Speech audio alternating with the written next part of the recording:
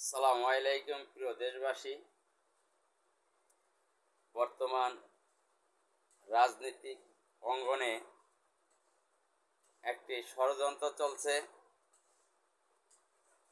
ওই গণতন্ত্রকামী জনতা, গণতন্ত্রকামী রাজনৈতিক দল, তারা চায় না এদেশে ইসলামিক শক্তির উত্থান হোক, এদেশ ইসলাম দ্বারা চলুক, এ দেশে ইসলামী শরিয়া আইন চালু হোক,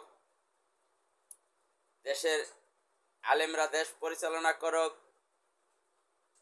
এটা ওই যে যারা ডেমোক্রেসি, যারা গণতন্ত্র প্রতিষ্ঠিত করতে চায়, ওরা চায় না।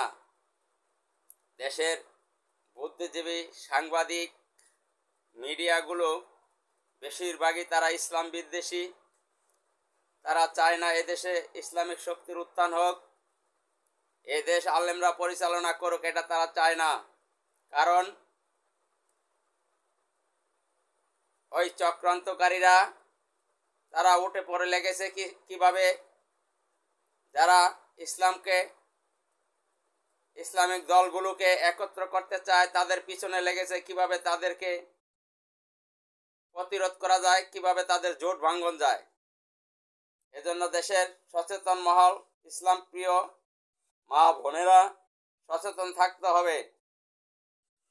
আমরা যদি সচেতন না থাকি, আমরা যদি একত্র না হই, তাহলে কিন্তু তারা আমাদের উপরে সবসময় নির্যাতন নিপীড়ন চালিয়ে যাবে। এই নির্বাচনে আমাদেরকে ব্যালটের মাধ্যমে জবাব দিতে হবে আমরা ইসলামের পক্ষের শক্তি।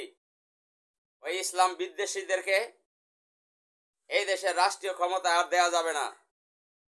এদেশের রাষ্ট্রীয় ক্ষমতায় যদি আমরা তাদেরকে দেই, তারা ক্ষমতায় গিয়ে আবার দেশের আলেম ওলামাদেরকে, দেশের নিরীহ মানুষকে তারা অত্যাচার, নিপীড়ন, নির্যাতন চালাবে। কিছু কিছু নামদারি আলেমদেরকে তারা কিনে ফেলেছে।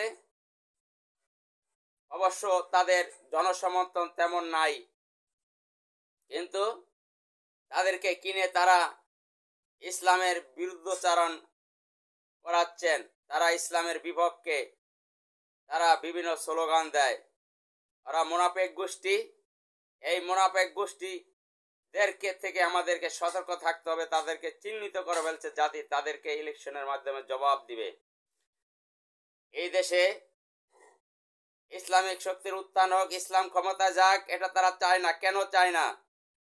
ইসলামিক শক্তির উত্থান হলে তাদের খাওয়ান থাকবে না, তারা চুরি ডাকাত